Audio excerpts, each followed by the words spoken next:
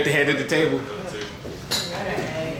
How you doing today? I'm good. Stuck in the elevator for a minute.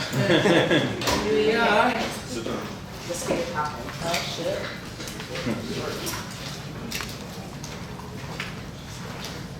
Put my thing on the side of the house. Take your time. Yeah. Oh, no. Wasting another viewers. No, that's okay. Okay. I'm not in any little shop, right? How y'all doing? Good. How you doing? Super good. Yeah. What do you need from me? What can I give you? Well, Make sure you're heard. People can hear your voice. Okay. I don't know what I'm supposed to say right now. We go around the table, do you ask questions? Yeah, Yeah, we're gonna go around. yeah. So we're gonna start from this side. You should give them a spoiler alert.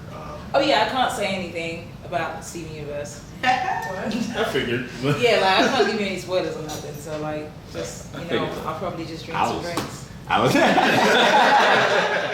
you ask me, so don't be offended. Just FYI. I was waiting to see how he's going to shoot them all making down. sure you're talking about the actual show, not what's outside the show. It is, just you know, you can just generals. Don't. I'm just you know. Understood. Okay. Because yeah. Well, I'm gonna introduce myself. How you doing? My name is You Greg. gonna skip it? Oh no, we put a same Oh, okay, same. cool. Yeah. My name is Greg. We're from a podcast Okay. called Land Party. So my question is, in your recent album Lovers Rock, did you see any bit of, or did you feel like there was any bit of Ruby and Sapphire in any of your songs? Like I understand it's dedicated to like your mother and father. Oh yeah, there's nothing to do with either. Oh. It's two separate whole entities. I started as a singer 20 years ago. And I've only been doing Steven Universe for the past 6 years. Mhm. So there's neither of each in any of the entities kind of thing. As me as a person though, I would say, I mean, you could look at it to a degree because I feel like the way that they write the characters are based on human emotion, you know. So if you wanted to relate it like that, sure, all over. You know, people get angry, people are cool. You know, there's happy times and there's like, I don't want to know times, you know, in every scenario. And this one being about a relationship. You know, if I was to look at it though, I could call my mom Ruby and my dad Sapphire in the sense of like my dad's very cool and my mom's quite like Ruby. Like she's very excited a lot. She's really excited. And my dad's very much like, alright, cool. And that's probably why they're a good match.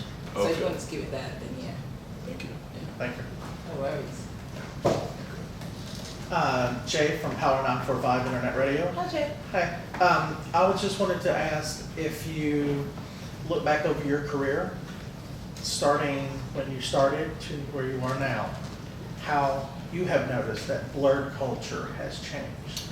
Oh my days. Well, I've been doing this like concentrated for 6 years, and I think it's been a beautiful. What's the word? It's been an amazing climb, but it's been like sharp. It's been like a zoop, like it's just gone through the sky, and I love it because it's like I don't walk into a room anymore and it's just me. You know, I don't walk into like conventions, I don't walk into do animation events, and it's just me. You know, as a black woman in animation. And not say it was ever just me, because obviously there's like Rachel True, there's Chris Summer, there's other people who've done, and there's so many other black artists and voiceover artists and actors and actresses, but oftentimes when I would walk in like 5-6 years ago, it was just me, you know. So like now it's just like, oh, there's all of us, we're here, hi guys, you know. You see people routinely, and it's dope as hell to me. I feel like inclusion is the way. Yeah. It's always been the way, you know. I'm just happy we're here. Hello, good afternoon. My name is Nagier, and I represent Team JVS. And I really got a really complex question. So, upon you being announced for BlurCon, I mean, me and all my friends, we geeked out. We were super excited, big Steven Universe's fans and so forth. And upon trying to request for you, we know that your time is going to be limited. And in our, other cons, we usually, when we hear that, we know like, oh, we're not going to get to talk to her. But you did make sacrifices. We all collectively got here together, and we're all going to be able to ask questions. And I thought that was really special. So I wanted to thank you for, being able to do your sacrifices and so forth for that. My question is, with people like Holly Berry, who's recently spoke out about happened to talk to her brothers and sisters, where her PR person said, we don't have time. She said, no, I got to talk to my brothers and sisters. Yeah. We're obviously here for BlurCon, which is an amazing movement that's going on in this area. Yeah. And also, Kira Kelly is another person who's saying Black Hollywood is failing the Black press. I want to know for you, at least your comments at least, what does it mean to be able to sit here and we're all collectively here for you and the sacrifices you made to make sure you was able to do this? I've never not done it. So, you know, I never not do it as a statement. I never not did it. Like, I've always done Black press. Like, I don't understand. Like, you're pointing it out and I'm just like, yes, it's a regular day for me. I don't, like, yeah.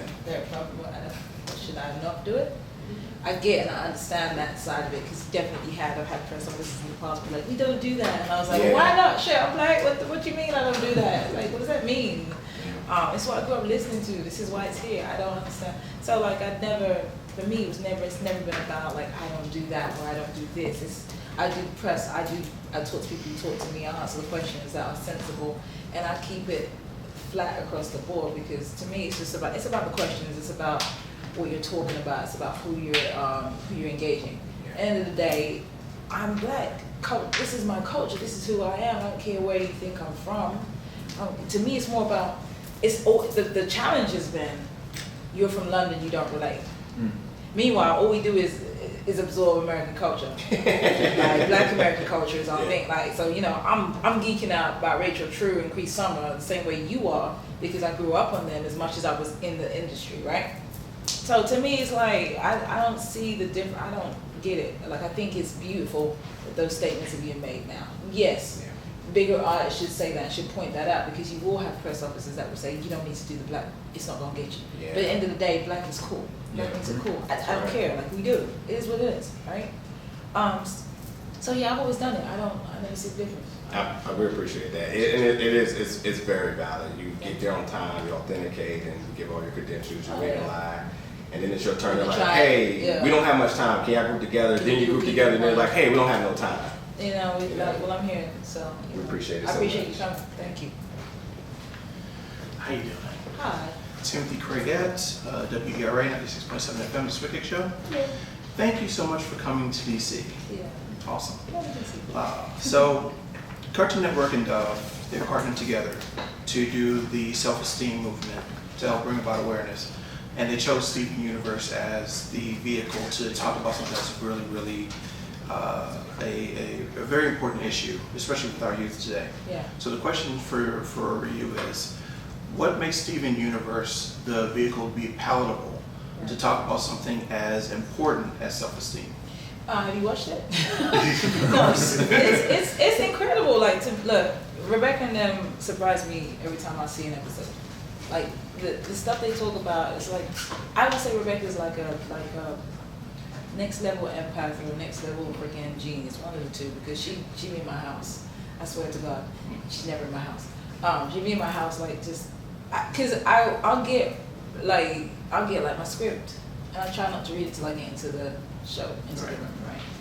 And then it'll be something that I was going through that week. You know, like she's so genius about the way she writes about humans and human emotion. And for some reason, she just knows us all really well without really knowing us really, really well. Right. And she manages to have the right words, and her team are great too. I think they just do a great job of it. And Dove was smart enough to spot that. Exactly. You know, smart enough to spot that and give them the freedom to do what they need to do in the way they need to do it. It's good. I think it's great. I think they hit something super early, and I think a lot more brands will follow. Absolutely. Thanks so much. No worries. Hi, my name is Sharda. I'm a PhD student and I'm writing my dissertation on BlurCon as a sort of non-traditional religious space where African Americans are building a sense of identity. You said a religious place? Yeah. Okay. So in the sense of when you go to these sorts of conventions, you with your people. Yeah. And it helps you to navigate the world in a different way because you found a home. It's a new option. Yeah. Yeah. That is not necessarily tied to traditions, religious traditions. So my question is, what do you think the importance of spaces like BlurCon for Black nerds or even just the alternative Black person that doesn't find themselves within mainstream culture? I think that anytime, especially as Black people, the more I'm getting to know about American culture. Anytime we get a chance, and I say we because I live here, get a chance to celebrate ourselves in a space that is newly recognized, we should do it. Like foundations are important, spaces are important. Whether it becomes something more like it's integrated as it is, but we still need our own sense of space because, like when people were brought here, they were not given their sense of space. We weren't afforded, I should say, a sense of space. So it's important at every step to have that, whatever happens, wherever what it is. To me, it's not segregation; it's just recognizing, right? So I think it's important. I think it's great.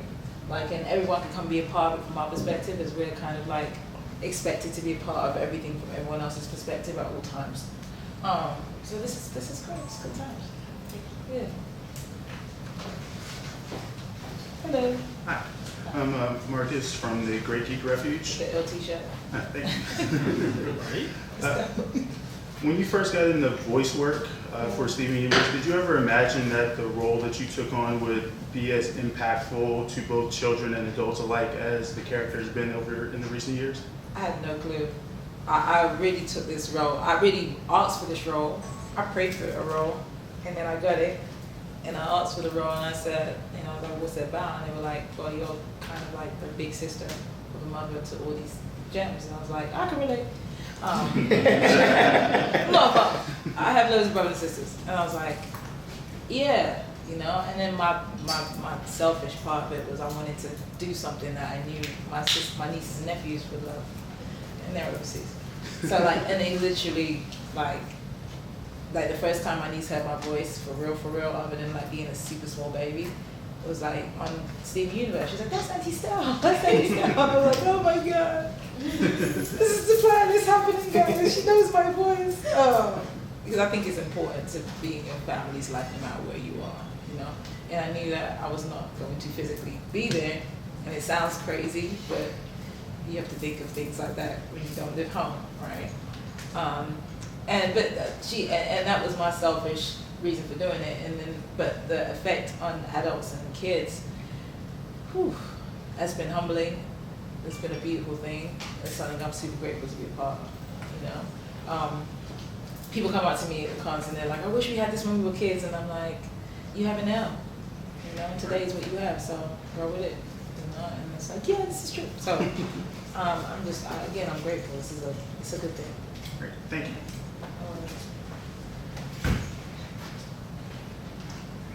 We're using the mic. We got another one. Okay. Actually, go ahead. Good hair. Thank you. Thank you very much. My question is, as an artist in the entertainment industry, what has your journey been like? How is it working in two different industries, and what was the translation like? In music, it's been something I've loved and done my entire life. I've been doing this for over 20 years. 6 albums? I don't know. I'm tired. It's a lot of records. It's a lot of albums. A lot of records. Doing voiceover work was a challenge because I just went into it. I was like, all right, cool, it's fine. I just gotta say things, right? And my vocal coach was like, nah, bro, what are you doing? I was like, I'm just saying words, it's fine. It's like, no. It's like being in a submarine and being in a rocket ship with your voice. And I was like, what does that mean? I don't feel like a rocket ship or a submarine. He's like, so let me tell you what happens to your vocal cords. So that was an interesting, it's been an interesting ride. I've never been a sick person or nothing, but I've had a few vocal issues that I've had to like pay attention to, which has been fun because I'm not an underachiever, I'm not a failure. So you know, times when you can't speak, you're like, what is happening? So that's been like the only thing is like learning to take care of myself better. In a space where I'm just used to go, like you sing, go, you rap, go, you do this, go. Sometimes it's like, you know. I can't speak today. and it gets a little weird and things move around a little bit. So that's been, you know, and like I said, I'm ready to go. I'm used to working. So that was strange. But other than that, it's been pretty fun. I've learned that you can there's like 1,000 ways to make sounds that I never knew there was. can be done in 50 ways. Can be done in 50 ways. And they're all slightly different. And they'll want that same one that you did at like 0.35 when you're like at 0.44 and you're like, I don't know what that was. And you have to go listen to it and replicate it. It's things like that that you realize how powerful the physical human body and your memory and your and everything is. You're like, oh, this is crazy. I recall that. This is cool. It's another superpower, you know. But it's been fun. It's been cool, and meeting a whole new range, a whole new audience. Meeting a whole new audience. Meeting a whole new audience by voice acting. It's been dope. There's people that like, I know you from Steven Universe, and there's people that like, I know my mom knows you from American Boy and your songs. And nowadays she knows you from Steven Universe, and we all love you in our house. And I was like, this is great, this is great. It's really cool because you get to relate to different eras, and I don't have to change per se my music. I can still stay 100% with my music and what I do, and also do Steven Universe, and people love all of it. You know, I'm allowed to be me. Where a lot of people aren't allowed that. They have to like do younger music to like to translate themselves. I don't have to. I can just do me, which is a blessing, a super blessing.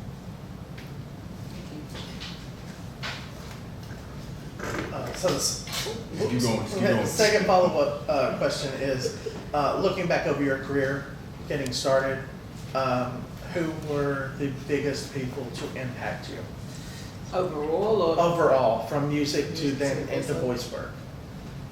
I work backwards. Cree Summer for voice work. She's the queen. Like, good lord, like she has so many voices. It's like you see the picture of her like on Instagram or the tweets, and there's like 50 different characters she's playing, and you're just like, well, go how? Show me your ways. She's incredible. And then she's an actress on top of that, so that's amazing to me. It's like it shows you can be in so many different disciplines, but also be, still be cool. And then the way she lives her life, she's very much just like a mom and her regular, but she's an artist. I think it's dope. And then music. Oh, it's everyone from Missy Elliott to Ella Fitzgerald,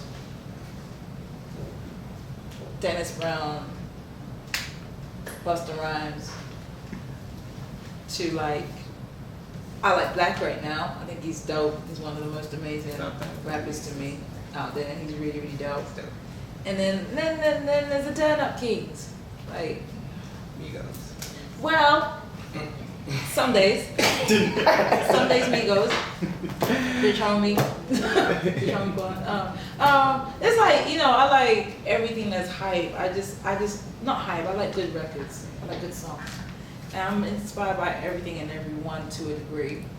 I'll pull it apart in my head and take the bits that work for me and leave some of the bits that don't. And then sometimes it's just tipsy day and I'm having fun, And there'll be something from that I take. But then there's like my standards, which are like Ella and Mary and Missy and, Faith Evans and church music, Like, so, I'll say church music because it's across the board. I grew up in church, it is what it is. So yeah, it's all of that. Yeah. Alright, this is Samuel with Team JVS Outlet. Hi, Samuel. Hey, Estelle, Love first the of all, t-shirt. thank you. I got the shades right there. Oh, okay. You ready? I just first want to personally thank you for your presence on Steven Universe. Like, I think unanimously all of us feel the same exact way. You are one of my wife and my favorite character and performances. And our son, like, his name is David. We kind of call him our fusion, like legit. And so, like, He is. yeah, he legit is. He is. But my question goes to, I guess it's a good segue. Throughout your time working with Steven Universe, from day to day, Yeah.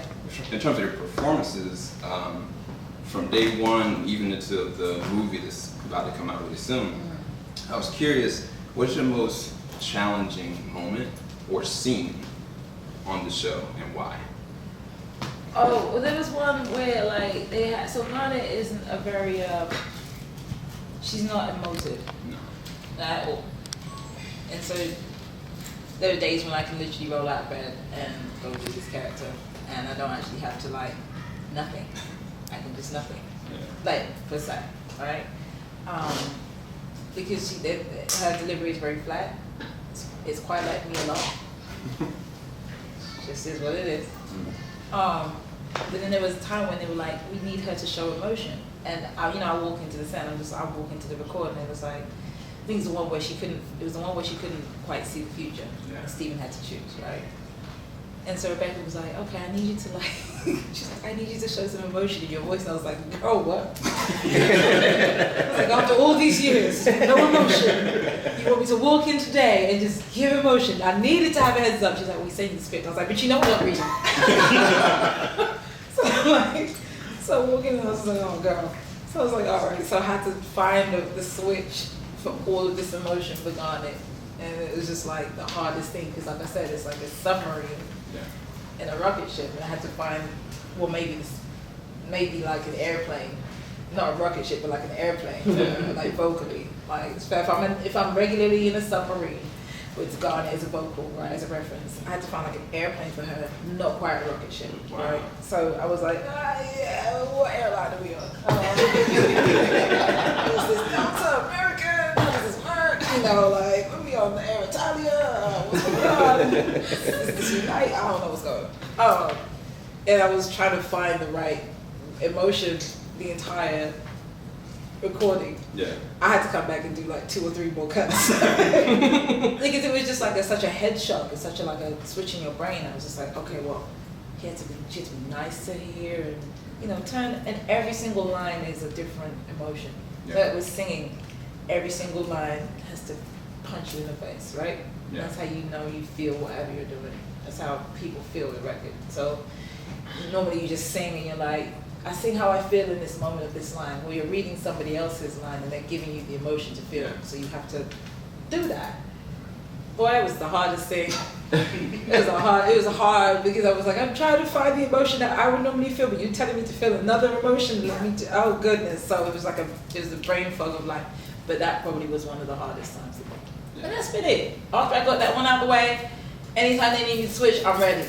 Straight to Delta Airlines. Straight to whoever. Straight to KLM. I don't know. Straight to whatever. Yeah. No, that was actually one of my favorite performances of yours, Thank you. because you could feel the vulnerability there. Yeah. And she loves Steven so much, Yes. but it was like, there's nothing she could do to protect him, but every father, every mother feels that. You know what I'm saying? So You relate. really appreciate that Thank you. performance, and thank you for all you're doing. Hopefully we get a moment like that in the movie. You tried, guys. You tried. This album is great. Well, if it was Tried. if it was tea, we might have been on to I something. Hold on. She said tea after the question. We might got something. Just correct me if I'm wrong. You have Caribbean roots, right? I do. Good, because that's where this question comes from. Okay, let's see. All right. So as a Caribbean American, we inherit certain teachings from our families. Yes.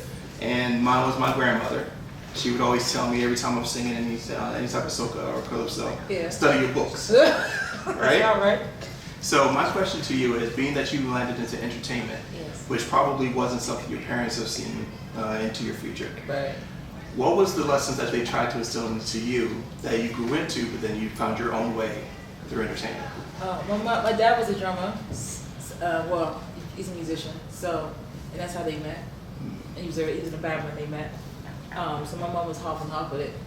Other than the fact that she was kind of like, I'll never she had a whole background where she was stopped from doing what she wanted to do as a kid. So she was never like, I'll stop doing this or don't do that. But she was always like, do what you want to do, just have a backup. That was that thing. When you was in school, study your books and get that done. Yeah. Absolutely. But she never stopped us. She never stopped me. I never wanted to. For the first 5 years, I was like, I want to be a lawyer. No, I want to be this. No, I went to study law to a degree. I went to an internship at a law office. That was my study. Law. It was fun, and it was really boring. And I said, I can't do this. Yeah. I was 15. I was like, oh, this is never gonna work. And after that, I just decided to do music. But I studied journalism. I went to work as I studied media journalism, photography.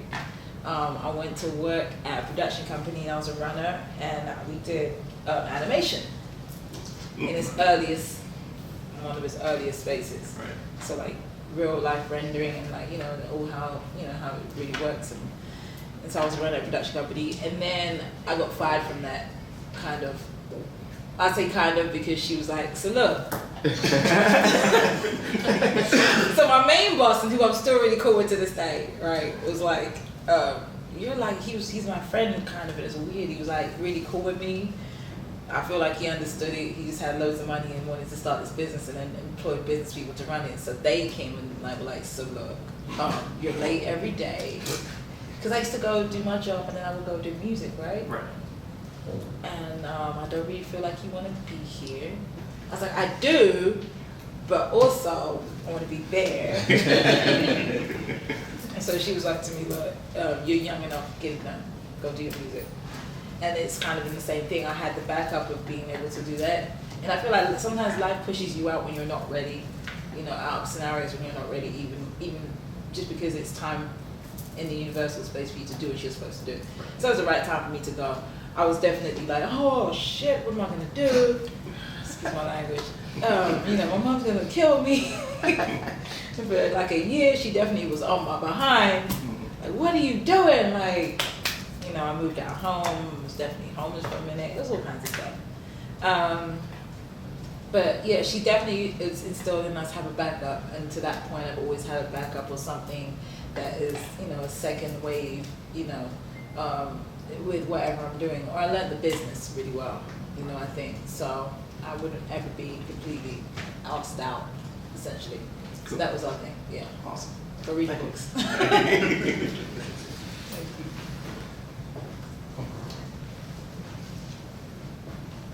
Okay, so when you think about places where you felt the most at home, felt like you could be totally yourself, the weird parts, not so weird parts, the nerdy parts, where have those places been and how have those helped to kind of shape how you look about the world? I just try to be myself at all times. I try. I think I want to say I hit a point about 4 or 5 years ago, where I was like, oh, definitely out here living somebody else's viewpoints and dreams. Because you, with music and traveling about the world, you end up, in order just to move forward or just to like get beyond some things, you kind of sit it down. You sit yourself down sometimes. And so I've been hitting in the past 5 years. I've been just slowly becoming and taking every chance I get emotionally, and every time I remember, every time it's brought to my attention, to just be myself, right? And it's been fun. It's been an interesting ride because there's sometimes I'm like, oh, that's special. Oh, fuck it, it's me. You know, and someone told me it's being okay with that. Yeah. It's like shadow work, like being okay with those parts that are weird to everyone else, and still standing in it and smiling in it and being like, yeah, this is what I do. And whether it's being quiet, whether it's perceived in any kind of way, still just being okay with it. Are there specific spaces or groups of people that help to kind of make that easier for you to do? Well, doing this, Yeah. doing Steven Universe has been one of the places. I get to be there on stage at all times. You know, it's like a clear expression. Like I'm allowed to have a clear expression on stage. And I allow myself to have it more and more off stage, you know. And then coming to conventions, and there's no way you can come to conventions and put on an act. You know, like people walk up to you with real emotion and whatever they're there for, whether they're paying to see you online, whether they're just, hi, it's a clear, real emotion. And then there are some people who put on a whole act and you're just like, what are you doing? Like, hey, it's okay, it's not one of your places, you don't have to do that. You know, and I'm that person, what are you doing? Stop it. You know. But there's no, I think these places force you to be yourself. Not like in a bad way forced, but like you just, there's no reason to be anything else. There's no reason to. Thank you. So, as a creative, there's always an evolution from when you begin to wherever you are in life. So I'm curious, how has your creative process as a songwriter and overall song construction changed from when you started to Steven Universe to now? Think about it. When I started, I was very much, how would I say it? When I started, I used to be on complete vibe, right? And I would say that as much as I listened to so much music, I wasn't very daring. I was very focused about, and literally very focused about being like the harmony queen. So my records would have like 70 tracks of harmonies for no reason, just mad harmonies. So I want everything to blend and sound beautiful. And then I worked with, on Shine, I worked with John Legend, and he was very much about the single voice. He's like, your voice is very much, is a real distinctive sound. What are you hiding it for? This is the basis of all of our conversations. What are you hiding? Like, what are you hiding your voice for? What are you hiding this energy? What are you doing? Just sing, do it with one voice. And I was like, what? You mean take away these harmonies? He's like, your melodies are great. Stop hiding your melodies, essentially. You know? And I'd be like, okay, well, let's try something. You know, and I still believe in the power of harmonies, but I'm also a believer in the power of the single voice. So I like to strip away people's voices, my voices, and just get to the core, right? And that's on music, without the layers, without the stuff, without things. So that's been my evolvement, and I've kind of come back to it with an added thing now. I like to freestyle a lot. Like, I was always in awe of Jay-Z and Biggie. Like, how do you just write things in air? This is crazy, this is amazing, and then you don't realize it's literally what you're doing when you sit down with a pen and a pad, so why don't you just record it, right? Instead, and then like the vocal booth is your pen and your pad, right? So, or the mic. And so like I started doing that more and more recently, and especially for like dance records and more up-tempo records where it's like a stream of thought. And I'll go in and I'll freestyle the melody and see what words come out, and then write, color in the lines, essentially. And that's what I've been doing. And it's been fun.